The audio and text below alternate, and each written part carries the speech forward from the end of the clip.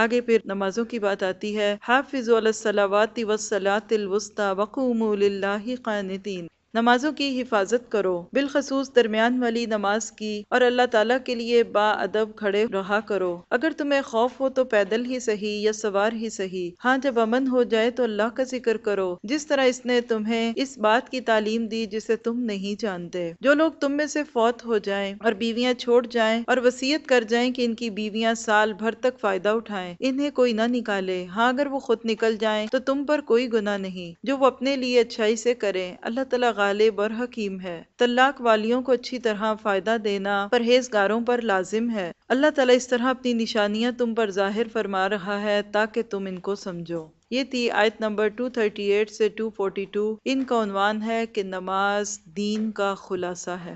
نماز حقیقت میں دین کا خلاصہ ہے۔ ایک مومن کی زندگی کی وہ تصویر کشی کرتی ہے نماز، کہ جب وہ تصویر پھیلا لیں تو وہ پوری زندگی بن جاتی ہے۔ آپ کہہ سکتے ہیں کہ نماز کا اثر انسان کی پوری زندگی میں دکھتا ہے۔ یہاں صرف ایک چھوٹا سا جملہ ہے کہ حافظوا علی الصلاۃ الوسطی وقوموا للہ قانتین، لیکن یہاں مختصر طور پہ نماز کے 3 اہم اجزاء کو بیان کر دیا گیا۔ پہلی بات یہ کہ نماز کا 5 وقت فرض ہونا، دوسری بات کہ نماز ایک قابل اہتمام چیز ہے، اور تیسری بات کیا ہے کہ نماز اصل میں اس کی حقیقت کیا ہے، عاجزی۔ اللہ تعالیٰ نے جہاں طلاق کے موضوع کے بعد نمازوں کا ذکر کیوں کیا، اس لیے کہ عموماً جب گھروں میں جھگڑے اٹھتے ہیں نا تو سب سے زیادہ متاثر نمازیں ہوتی ہیں۔ نماز پڑھیں بھی تو یاد ہی نہیں رہتا کیا کیا، دماغ تو خالی ہو چکے ہوتے ہیں ادھر کی باتیں سن کے ادھر، اور میں سوچتی ہوں کہ 2 لوگوں کا تو معاملہ ہوتا ہی ہے، سارا خاندان کیوں حرکت میں آ جاتا ہے، ہر فون کال پہ اس کپل کو کیوں ڈسکس کیا جاتا ہے، شادیوں میں خسر پسر ان کے بارے میں کیوں ہوتی ہے، کانوں میں باتیں کیوں کی جاتی ہیں۔ کیا ہمارے پاس اتنا وقت ہے؟ کیا ہم کرنے والے کام کر چکے؟ کیا اسلام ہمیں یہ معیار نہیں سکھاتا کہ تم اپنے کام سے کام رکھو، دوسروں کے لیے دعا کر دو؟ اسلام تو وہ معاشرہ سکھاتا ہے کہ کسی نے اگر کسی کی بات کو سن کے بلا سوچے سمجھے آگے کر دیا تو اللہ تعالیٰ کہتے ہیں اس کے جہنمی ہونے کے لیے یہ بات کافی ہے۔ تو لہٰذا ہم سب کو اس کے اندر اپنے آپ کو چیک کرنا چاہیے کہ جب ہم نمازیں پڑھتے ہیں تو ہماری نمازوں کا کیا حال ہوتا ہے۔ کیا ہمیں اپنی فیملی پالیٹکس کے ساتھ اتنا شغف تو نہیں ہے کہ ہم اپنی کئی نمازیں قربان کر چکے ہوں؟ پھر یہاں دیکھیں نماز وسط کی بات ہوئی، صلاۃ الوسطی، اس سے پتہ چلتا ہے کہ نمازیں 5 ہیں، کیونکہ صلاۃ الوسطی جو ہے وہ درمیان کی نماز عصر کی ہے، اور صلاۃ کا لفظ جو ہے یہ کم از کم 3 سے ہے، تو 3 کے بعد 4 کا لفظ ایک ایسا ہوتا ہے کہ جس کے بیچ کی نماز پھر وسطی ہوگی۔ صرف اس لفظ سے نماز 5 نمازیں جو ہیں یہ ثابت ہوتی ہیں۔ پھر اگلی چیز اس میں نماز کی محافظت تھی، حفاظت۔ اب دیکھیے کہ ہم کتنی چیزوں کی حفاظت کرتے ہیں۔ مال کی حفاظت سب سے زیادہ کرتے ہیں، اپنے زیورات کی حفاظت کرتے ہیں، پھر اپنی سکن کی حفاظت کرتے ہیں، اپنے جسم کی حفاظت کرتے پھرتے ہیں، اپنے کپڑوں کی حفاظت کرتے رہتے ہیں۔ ان ساری حفاظتوں کو ایک پلڑے میں ڈال دیجئے اور دوسری طرف آپ سوچئے کہ نماز کی حفاظت کتنی کرتے ہیں، جس کے لیے اللہ نے حکم دیا حافظو، حفاظت کرو، اپنی نمازوں کی حفاظت کرو، وقت پہ پڑھو، صحیح طریقے سے پڑھو، ارادے کے ساتھ پڑھو، کوئی ایسی نماز نہ ہو کہ صرف زبان سے پڑھتے جاؤ۔ کتنی حفاظت ہے۔ آج ہمیں اپنی نماز سے کتنا شغف ہے۔ ہم نے وہی نماز تو نہیں یاد رکھی ہوئی جو ہماری خالہ جی نے یا کوئی قرآن پڑھانے والی تھی انہوں نے آج سے 20 25 30 سال پہلے پڑھا دی۔ ہم نماز کے بارے میں کبھی غور نہیں کرنا چاہتے۔ یہ وہ موضوع ایسے سمجھتے ہیں کہ جس کے بارے میں اب بات کرنا ہی ختم، کلوز دس چیپٹر۔ حالانکہ بدلتے وقت کے ساتھ کتنا کچھ بدلا، کتنی چیزیں ہمارے سامنے آئی، لیکن نماز کیوں وہی 20 25 سال پہلے کی ہے۔ اس موقع پہ ہم سب کے لیے ایک کرائیٹیرین ہے، میں آپ سب کو بھی دعوت دوں گی، اپنے آپ کو بھی، کہ ہم ایک دفعہ اپنی نماز کو ریوائز کریں، خود کو سنا کے دیکھیں، کسی پڑھے لکھے کو سنا کے دیکھیں، اور پھر محسوس کریں کہ جو غلطیاں ہیں اس وقت اللہ کی نگاہوں میں میرا کیا مول رہ جاتا ہوگا جب میں دن میں 5 بار اس کو غلط نماز سناتی ہوں۔ ہم بعض وقت شرم اور جھجک کی وجہ سے نماز ٹھیک نہیں کرتے کہ لوگ کہیں گے لو اس کو اتنی بڑی ہو گئی اب نماز نہیں آتی، تو آپ اس دن کی شرمندگی کو تو سوچئے جس دن پہلا سوال نماز کے لیے ہوگا۔ اول ما یحاسب به العبد یوم القیامہ، کیا ہوگا؟ الصلاۃ۔ قیامت کے دن پہلی چیز جس کا حساب ہوگا وہ نماز ہوگی۔ پھر اس میں آپ دیکھیے کہ چلے نماز کے لفظ اور اس کے ایکشنز یہ تو ایک چیز ہے ہی، لیکن ایک چیز جو آج ہماری نمازوں میں مسنگ ہے وہ کیا ہے؟ عاجزی، خشوع۔ اللہ تعالیٰ بار بار اس کا ذکر کرتے ہیں کہ انسان جو نماز پڑھے تو اس کے بعد اس کی کیفیت کیا ہو کہ وہ فیل کرے کہ میں ایک ایسی بڑی ذات کے سامنے کھڑا ہوں کہ جس کے آگے میری کوئی طاقت نہیں۔ آج ہی سکھاتی ہے، لیکن ہمارا حال کیا کہ نماز میں تو کہتے ہیں کہ وَتَعَالَ جَدُّکَ، اور ساری لڑائیاں سارے جھگڑے بعد میں ہماری اپنی شان کے ہیں، اپنی ذات کے ہیں۔ اس لیے نماز کے ذریعے اپنے دل کے اندر عاجزی بھی پیدا کرنی چاہیے۔ ان ساری چیزوں کو کرنے کے لیے نماز ہو یا طلاق یا عدت یا کسی کے حقوق دینے ہوں، اللہ تعالیٰ نے کہا کہ یہ ساری چیزیں کن کے لیے ہیں؟ ایک دوسرے کی باتیں کر کے فرمایا حقاً علی المتقین، تقوی ہے وہ چیز جو انسان کو اپنی معاشی اور معاشرتی اور عبادات کی جو چیزیں ہیں ان کو ٹھیک کرنے کی دعوت دیتی ہے۔ اللہ تعالی ہمیں مزید نمازوں کی اصلاح کرنے والا اور اپنے اندر تقوی کو پیدا کرنے والا بنا دے۔ اب اس کے بعد کچھ ایسا واقعہ شروع ہوتے ہیں، میں آپ کو پہلے اس کی تھوڑی سی ڈسکرپشن دے کے پھر آگے چلتی ہوں۔ سورت آپ کو پتہ ہے کہ بقرہ جو ہے یہ مدنی سورت ہے، اور مدینہ میں اللہ کے نبی صلی اللہ علیہ وسلم کی کفار مکہ کے ساتھ ایک جنگ ہوئی تھی۔ آپ کہہ سکتے ہیں کہ مدنی دور جو تھا وہ جنگوں کا دور تھا، مکہ میں ایسا کوئی معاملہ پیش نہیں ہوا تھا۔ اب ضرورت تھی اس بات کی کہ مسلمانوں کو پہلے سے تھوڑا سا پوائنٹ آؤٹ کر دیا جائے کہ دیکھیں مکہ میں تو حالات مختلف تھے، لیکن تم مدینہ میں جا رہے ہو تو وہاں تمہیں جنگیں آئیں گی۔ تو بنی اسرائیل کے دو واقعات ہمارے سامنے رکھے جا رہے ہیں پارے کے اختتام پہ، تاکہ ہم اپنے لیے عمل بھی لیں، اور اس دور کے لوگوں کے لیے خاص طور پہ یہ ایک بہت بڑے عمل کی چیز تھی۔ الم تر الی الذین خرجوا من دیارہم وہم الوف حذر الموت، کیا تم نے انہیں نہیں دیکھا جو ہزاروں کی تعداد میں تھے اور موت کے ڈر کے مارے اپنے گھروں سے نکل کھڑے ہوئے تھے؟ اللہ نے انہیں فرمایا مر جاؤ، پھر انہیں زندہ کر دیا۔ بے شک اللہ تعالیٰ لوگوں پر بڑا فضل والا ہے، لیکن اکثر لوگ ناشکرے ہیں۔ وَقَاتِلُوا فِي سَبِيلِ اللَّهِ وَاعْلَمُوا أَنَّ اللَّهَ سَمِيعٌ عَلِيمٌ، اللہ کی راہ میں جہاد کرو اور جان لو کہ اللہ تعالیٰ سنتا جانتا ہے۔ ایسا بھی کوئی ہے جو اللہ کو قرض دے؟ پس اللہ تعالیٰ اسے بڑھا چڑھا کر عطا کرے گا۔ اللہ ہی تنگی دینے والا اور کشادگی کرنے والا ہے، اور تم سب اسی کی طرف لوٹائے جاؤ گے۔ یہ تھی آیت نمبر 243 سے 245۔ اس کا عنوان ہے اللہ کے راستے میں مشکلات کا آنا فضل کے دروازے کا کھلنا ہے۔ مگر کتنے لوگ ہیں اس کو سوچتے ہیں؟ جب اللہ کے راستے میں آپ کو کوئی مشکل آئے نا تو سمجھ لیں کہ آپ کے اوپر باب الفضل کھل گیا، اللہ کی رحمتیں ہونے لگی ہیں۔ ایسے وقت میں پھر مشکلات انسان کے لیے مشکلات نہیں رہتی۔ اصل میں یہاں اللہ تعالیٰ مکہ سے ستائے ہوئے لوگوں کو جو مدینہ میں آئے اب ان کو بتا رہے ہیں کہ دیکھو ایک وقت آئے گا کہ تمہیں بھی اسی طرح جنگیں کرنی پڑیں گی جیسے بنی اسرائیل کو موقع ملا گیا تھا۔ اور اس میں خاص طور پہ ایک واقعہ آتا ہے کہ بنی اسرائیل کا ایک دور ایسا گزرا کہ اپنے زوال کے دور میں تھے، اور جب قومیں زوال یافتہ ہو جاتی ہیں تو پھر اللہ تعالیٰ نان مسلموں کو دعوت دیتا ہے کہ آؤ ان کو مارو پیٹو، یہ سر جو اللہ کے آگے نہیں جھکتے اب ان کو تم ختم ہی کر دو۔ اور مسلمان کے اوپر یہ اللہ کا عذاب ہوتا ہے جو بظاہر لگتا ہے کہ انسانوں کی طرف سے ہوتا ہے۔ اس دور میں ایک نبی تھے اسماعیل، انہوں نے ان کو کہا کہ دیکھو تمہیں جو شکست ہو رہی ہے اس کی وجہ یہ ہے کہ تمہارا اللہ پر یقین کم ہے۔ اگر تم اللہ کی طرف رجوع کرو، اپنے بتوں کو توڑو، اپنی زندگی گزارنے کے طریقوں کو چھوڑو، اللہ تعالیٰ دشمنوں کو فلسطین جو تھے تمہیں ان سے رہائی دے دے گا۔ انہوں نے تھوڑا سا کیا بھی، لیکن ہوا کیا کہ چونکہ ابھی یقین پورا نہیں تھا نا، تو اس کا نتیجہ کیا ہوا کہ اللہ تعالیٰ نے ان کو پکڑ لیا، اور ایک ایسا وقت آیا کہ یہ موت کے ڈر سے بھاگنے لگے۔ اللہ تعالیٰ نے ان کو بتا دیا کہ موت سے کوئی نہیں بچ سکتا،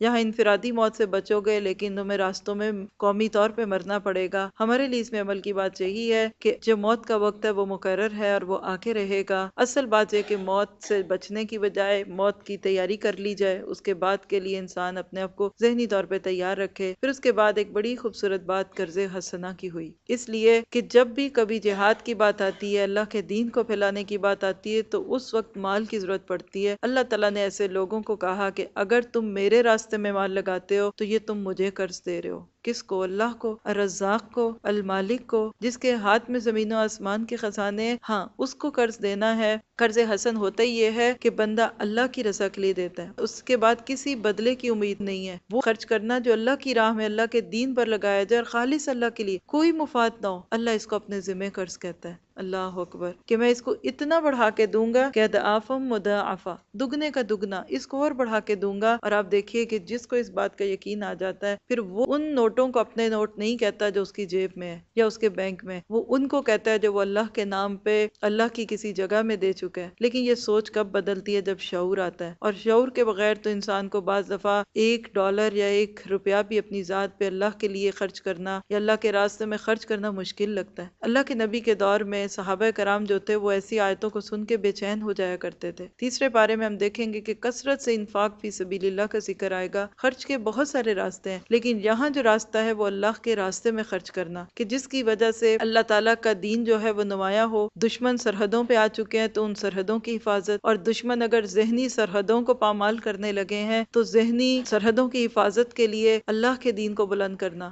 آج ہم سوچیں ہمارا کتنا وقت لگتا ہے، ہم تو سال میں 100 میں سے 2.5% دے کے بھی کہتے ہیں کہ اس میں سے بھی کچھ بچ جائے، کتنے دیں؟ کیا اس میں موتیوں کا وزن بھی دیں؟ کیا اس میں ڈوریاں بھی دیں گے؟ یاد رکھیے جو قوم اپنا مال اللہ کے راستے میں نہیں لگاتی وہ نہیں بچتی۔ دشمن پیس کے رکھ دے گا، وہ مال دشمن کا ہے، وہ آپ کا نہیں ہے۔ پیچھے بھی ہم نے دیکھا تھا کہ پھر ایسے لوگوں کے مال دشمن لے جاتے ہیں، پھر وہ حملے کرتے ہیں تو وہ مال ان کے ہاتھ آ جاتا ہے، اور اگر وہی مال اللہ کے راستے میں دیا ہوتا تو اللہ کے غضب اور غصے کی آگ کو وہ ٹھنڈا کرتا تو وہ انسان کے لیے بچتا۔ تو وہی بات ہے کہ تو بچا بچا کے نہ رکھ اسے۔ یہ بچانے کی چیزیں نہیں ہیں، جان، مال، اولاد، اپنی جوانیاں یہ اللہ کے راستے میں دے دیں گے تو بچ جائیں گی۔ دعا کریں کہ دنیا سے جانے سے پہلے رب کے کھاتے میں ڈال دیں یہ ساری چیزیں۔ موت کے وقت جب انسان فرشتے کو دیکھتا ہے تو تمنا کرتا ہے کہ لولا اخرتنی الی اجل قریب، سورۃ منافقون کی آخری آیتیں، کیوں نہیں مجھے تھوڑی سی مہلت دی، تھوڑی سی مدت دو، کیا کرو گے؟ فَصَدَّقَ وَكُن مِّنَ الصَّالِحِينَ، صدقہ کروں گا اور نیک بن جاؤں گا۔ کیونکہ یہی دو چیزیں ہم نے پوسٹ پون کی ہوتی ہیں بڑھاپے کے لیے۔ اللہ تعالیٰ ہمیں یہاں کے مال سے زیادہ وہاں کے مال کی محبت عطا فرما دے۔ اور آخری بات اس حصے میں جو ہم نے دیکھی اور وہ کیا تھی، ان اللہ لذو فضل علی الناس، اللہ کا فضل ہے۔ دیکھیے ایمان کے راستے میں، دین کے راستے میں جب مشکلات آتی ہیں نا تو یہ کوئی محرومی کی بات نہیں ہوتی، یہ اللہ کے فضل کے دروازے کھلتے ہیں آپ کے اوپر۔ اللہ تعالیٰ آپ کو قبول کر لیتا ہے، اللہ تعالیٰ آپ کو اپنے نام لکھ لیتا ہے اپنے دفتروں میں کہ اب یہ میرا بندہ ہے اور اب اس کے باقی کام میرے ذمے ہوں گے۔ اللہ تعالیٰ ہمیں بھی اس کی توفیق دے کہ ہم بھی وہ کام کریں کہ اللہ کے فضل کے دروازے ہم پر کھلنے لگے۔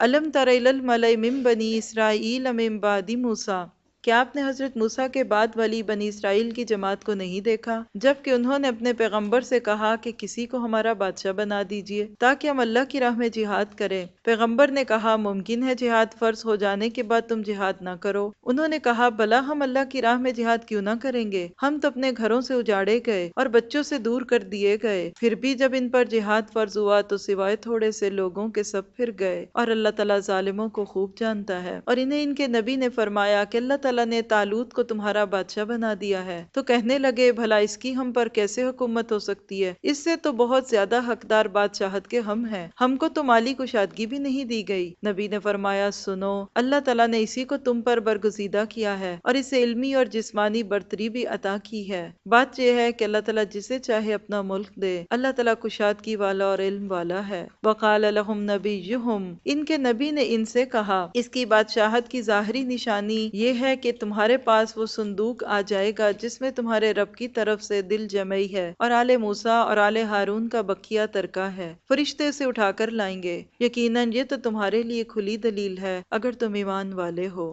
یہ تھی آیت نمبر 246 سے 248۔ ان کا عنوان ہے اللہ کے فیصلے وسعت اور علم کی بنیاد پر ہوتے ہیں۔ اللہ کس کو چنتا ہے؟ جو وسیع نظر ہو، جو نیرو مائنڈڈ نہ ہو، جو اوپن مائنڈڈ ہو، اور اسی طرح اللہ تعالیٰ اس کو چنتا ہے جو اللہ کی نظر میں صاحب علم ہوتا ہے۔ حضرت موسیٰ علیہ السلام کے تقریباً 300 سال کے بعد بنی اسرائیل جو تھے وہ اپنے پڑوسی مشرک قوموں سے مغلوب ہو گئے۔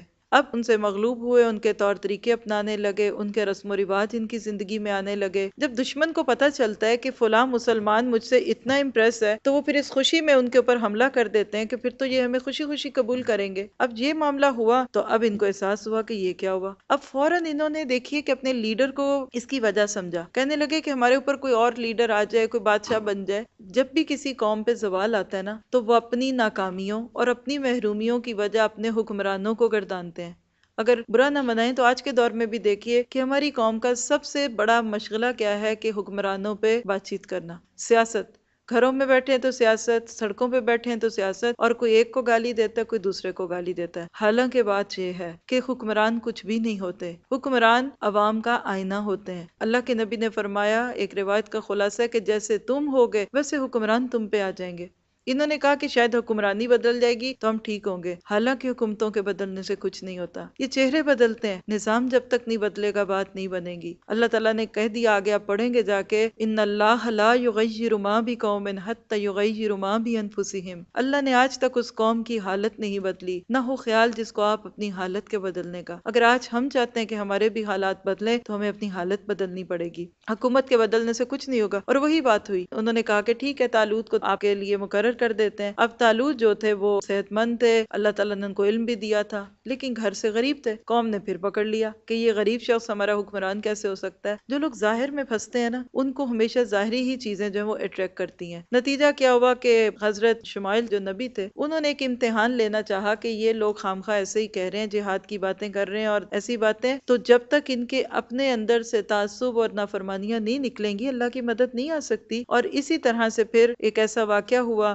حضرت داؤد علیہ السلام سامنے آئے، ایک ادنا سپاہی تھے اپنی فوج کے، لیکن جب کسی بندے کے اندر خوبی ہوتی ہے نا، تو آپ اس کو 7 پردوں میں بھی چھپا دیں، اللہ اس کی خوبی کو ظاہر کر دے گا۔ یہ اللہ کا فیصلہ ہے۔ سورج نکلتا ہے نا، آپ اس کے آگے جتنے مرضی پردے ڈال دیں، سورج اپنی روشنی دکھا کے رہے گا۔ اسی طرح انہوں نے ایک ایسا مارکا اس میں انجام دیا کہ بعد میں اللہ تعالیٰ نے ان کو نبوت بھی دے دی اور بادشاہت بھی دے دی۔ اگلے حصے کو دیکھیں گے۔ فَلَمَّا فَصَلَ طَالُوتُ بِالْجُنُودِ، جب طالوت لشکروں کو لے کر نکلے تو کہا، سنو، اللہ تعالیٰ تمہیں ایک نہر سے آزمانے والا ہے، جس نے اس میں سے پانی پی لیا وہ میرا نہیں، اور جو اسے نہ چکھے وہ میرا ہے۔ ہاں، یہ اور بات ہے کہ ایک ہاتھ سے ایک چلو بھر لے، لیکن سوائے چند کے باقی سب نے وہ پانی پی لیا۔ حضرت طالوت مومنین سمیت جب نہر سے گزر گئے تو وہ لوگ کہنے لگے، آج تو ہم میں طاقت نہیں کہ جالوت اور اس کے لشکروں سے لڑیں۔ لیکن اللہ تعالیٰ کی ملاقات پر یقین رکھنے والوں نے کہا، کئی دفعہ ایسا ہوا کہ چھوٹی اور تھوڑی سی جماعت بڑی اور بہت سی جماعتوں پر اللہ کے حکم سے غلبہ پا لیتی ہے۔ اللہ تعالیٰ صبر کرنے والوں کے ساتھ ہے۔ جب ان کا جالوت اور اس کے لشکر سے مقابلہ ہوا تو انہوں نے دعا کی، ربنا افرغ علینا صبرا وثبت اقدامنا وانصرنا علی القوم الکافرین۔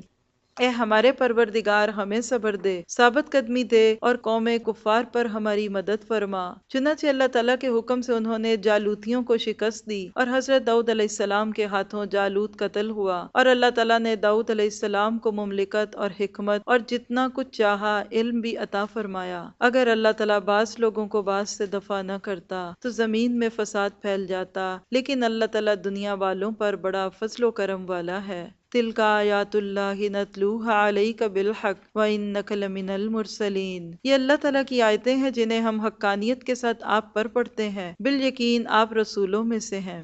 یہ تھی آیت نمبر 249 سے 252۔ ان کا عنوان ہے امتحان، ساتھیوں کی ہمت کو جانچنے کے لیے۔ اب طالوت سمجھدار تھے، ان کو لگا کہ یہ خواہ اس وقت دعوے تو کر رہے ہیں کہ ہم یہ کر دیں گے وہ کر دیں گے، لیکن اصل میں یہ کریں گے نہیں۔ انہوں نے ایک امتحان لیا، اور وہ کیا کیا کہ دیکھو یہ جو راستے میں پانی آ رہا ہے اس کو تم تھوڑا پیو گے تو ٹھیک ہے، جیسے کہ آپ سن رہے تھے ابھی ترجمے میں، اصل میں یہ امتحان تھا کہ کون اپنے دعوے میں سچا ہے۔ اور حقیقت یہ ہے کہ باتیں کرنے والے بہت سارے لوگ ہوتے ہیں، ہم یہ کر دیں گے، ہم وہ کر دیں گے، لیکن اصل بات یہ ہے کہ جب معاملہ پڑتا ہے تو اس وقت کتنے لوگ پڑھتے ہیں؟ ہزاروں میں سے چند سو۔ کہتے ہیں صرف 300 کچھ لوگ تھے، کچھ کہتے ہیں 600 تھے جنہوں نے پانی نہ پیا، باقی سب پانی پی چکے۔ اور ہوتا بھی یہی ہے، کسی مقابلے میں کامیابی حاصل کرنے کے لیے یہ بات ضروری ہے کہ وہ افراد مشکلات کو سہنے کے لیے اور سردار کی اطاعت کا مادہ ہو۔ 2 چیزیں ان آیتوں میں امت مسلمہ کو سکھائی گئیں، ایک کیا ہے؟ مشکلوں پہ صبر کرنا، جم جانا، رابطو مرابطہ، اور دوسرا کیا ہے؟ امیر کی اطاعت، لیڈر کو فالو کرنا۔ یہ 2 چیزیں جب امت میں آ جاتی ہیں تو امت بہت بھاری ہو جاتی ہے، اور جب یہ 2 چیزیں نکل جاتی ہیں تو وہ خس و خاشاک کی طرح بہہ نکلتی ہے۔ طالوت نے جب اپنے ساتھیوں کو پانی کا حکم دیا، اصل میں ان کا امتحان مقصود تھا۔ بائبل میں آتا ہے کہ 600 لوگ ایسے نکلے جنہوں نے پانی نہیں پیا، لیکن روایات میں آتا ہے 300 کچھ لوگ تھے، اور یہ وہی لوگ تھے جتنے لوگ پھر غزوہ بدر کے اندر کامیاب ہوئے تھے۔ اگلے ہی سال غزوہ بدر ہونے والی تھی، اور مسلمانوں کے مقابلے میں 1000 مشرکین تھے۔ یہ واقعہ سنا کے پہلے ہی مسلمانوں کے دل جما دیے گئے کہ غم نہ کرنا، اگر طالوت کے ساتھ 313 لوگ جو تھے کامیاب ہو سکے تھے تو کل انشاءاللہ تم بھی ہو جاؤ گے۔ اور اس طرح وہ لوگ جنہوں نے پانی پی لیا تو ان کا پانی پینا بھرا پیٹ جو ہے وہ اللہ کے دین کے تقاضے پورے نہیں کرنے دیتا، لہٰذا نتیجہ کیا نکلا کہ ان کو دشمن بہت مضبوط لگا۔ آج بھی ایسے ہی ہوتا ہے، جب امت کھانے پینے میں مگن ہو جاتی ہے نا، جب امت گھر بنانے اور زندگی کے ساز و سامان جمع کرنے میں رہتی ہے نا، تو اس کو چھوٹا دشمن بھی بہت بڑا لگتا ہے۔ نکاہت آ جاتی ہے نا، کمزور کندھوں پہ آپ چھوٹی بھی چیز رکھے تو بوجھل لگے گی، لیکن وہ قومیں جو جاگتی ہیں، جو زندہ قومیں ہوتی ہیں، جن کے سامنے ایک مقصد ہوتا ہے، جو صرف اپنی ذات کے لیے نہیں، اپنے ملک کے لیے نہیں، اپنے دین کے لیے جیتے ہیں،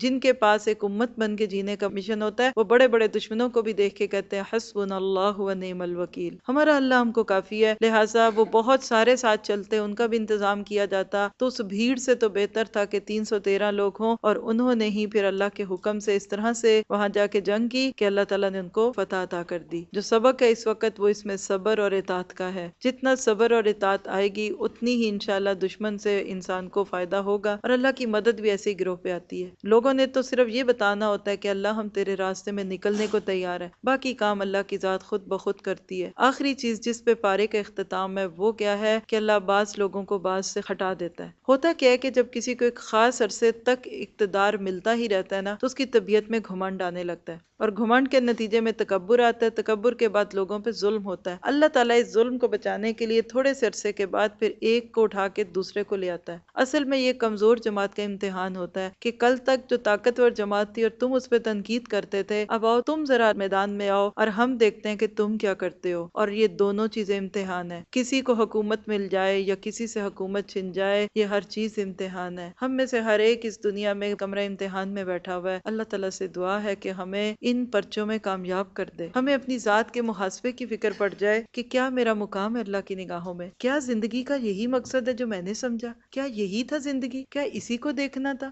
اب دیکھیے کہ اللہ تعالیٰ نے یہاں نشانیوں کی بات کی ہے دوبارہ، اگر آپ آیت نمبر 248 کے آخر میں دیکھیں، فرمائے ان فی ذالک لآیۃ لکم، یہ ایک نشانی ہوتی ہے۔ ان نشانیوں کو تذکیر بالایام اللہ کہتے ہیں، گزرے ہوئے وقتوں میں سے جو نشانیاں لی جاتی ہیں، یہ واقعہ اس کی بہترین مثال ہے کہ آج یہ نشانی ہم دنیا میں نہیں دیکھتے، کہ آج مسلمان لاکھوں میں موجود ہیں، کروڑوں میں موجود ہیں، لیکن ان کا روپ نہیں، ان کی طاقت نہیں۔ آج ایک زمین کے ٹکڑے کے لیے نصف صدی سے زیادہ ہو گئے لڑتے جھگڑتے ہوئے، ابھی تک فیصلہ کیوں نہیں ہوا؟ کیا یہ نشانی ہمیں نہیں سمجھ آتی غزوہ بدر میں کہ کیسے اللہ تعالیٰ نے فوراً کے فوراً فیصلہ کر دیا؟ تو اللہ سے دعا کرتے ہیں کہ وہ آنکھ دے جو ہمیں اللہ کی نشانیوں کو سمجھنے والا اور اس کو ماننے والا بنا دے۔ سبحان ربک رب العزت عما یصفون وسلام علی المرسلین والحمد للہ رب العالمین۔